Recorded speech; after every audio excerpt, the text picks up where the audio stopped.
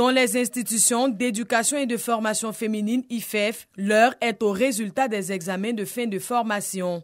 95,23%, c'est le taux de réussite cette année. Sur 714 candidates présentes, 680 sont déclarées admises avec un taux de réussite national de 95,23% contre 86,06% en 2021.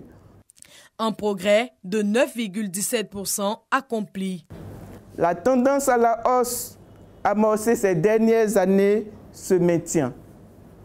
Dans l'ensemble, l'examen s'est déroulé dans des conditions satisfaisantes, de sorte qu'aucun incident susceptible d'entacher la régularité de son organisation et la fiabilité de ses résultats n'a été noté.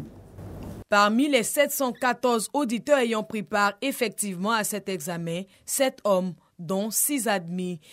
Le ministère de la Femme, de la Famille et de l'Enfant félicite les admis. Il encourage par ailleurs les femmes, les jeunes filles et les jeunes hommes déscolarisés ou non à rejoindre les rangs des IFEF. Les résultats sont disponibles depuis 11 heures dans le hall de la direction de la formation au plateau à la Tour E et dans les centres de composition.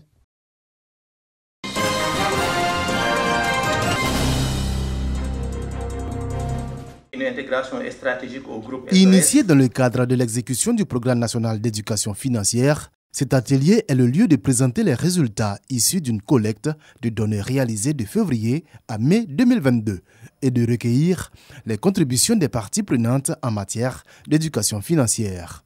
Il s'agit également de renforcer les capacités financières des populations, de réduire leur vulnérabilité et d'optimiser la gestion de leurs ressources en contribuant à instaurer des pratiques financières responsables. Nous avons effectué une collecte de données dans les 14 districts de la Côte d'Ivoire sur les différentes cibles, que ce soit les salariés, les jeunes, les planteurs aussi. Donc nous avons recueilli un ensemble d'informations sur les différentes thématiques. Et aujourd'hui, nous sommes là pour partager avec l'ensemble des parties prenantes les travaux effectivement de nos collègues sur le terrain. Ça nous permettra effectivement de valider avec les différentes parties prenantes. Et dans un second temps, donc, nous allons travailler effectivement sur le contenu des modules et les canaux de diffusion. L'une des causes de l'insuffisance de l'accès aux services financiers reste le faible niveau d'éducation financière des populations. L'élaboration des modules d'éducation financière représente ainsi une action prioritaire du ministère de l'Économie et des Finances au titre de l'année 2022. À terme, nos populations devraient être capables de prendre des décisions éclairées et raisonnées pour non seulement intégrer le système financier formel, mais aussi pour gérer au mieux leurs finances. Le Programme national d'éducation financière, adopté par le gouvernement le 26 février 2020, vise à assurer la protection des consommateurs des produits et services financiers.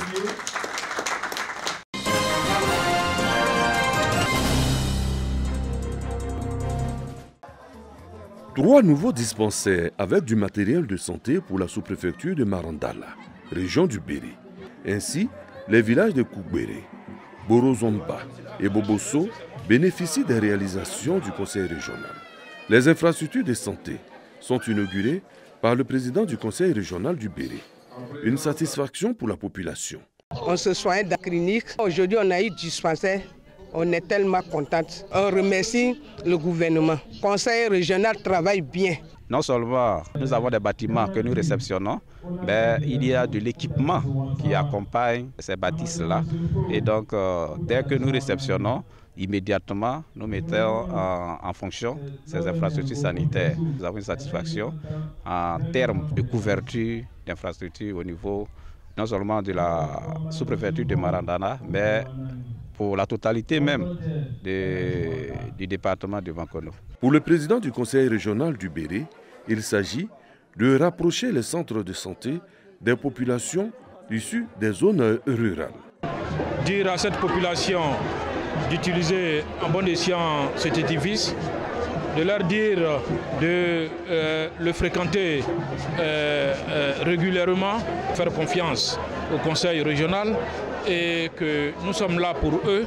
Et tout ce qui touche au bien-être de nos parents, en tout cas, nous répondrons présents. Ces dispensaires ruraux ont coûté chacun 35 millions de francs CFA.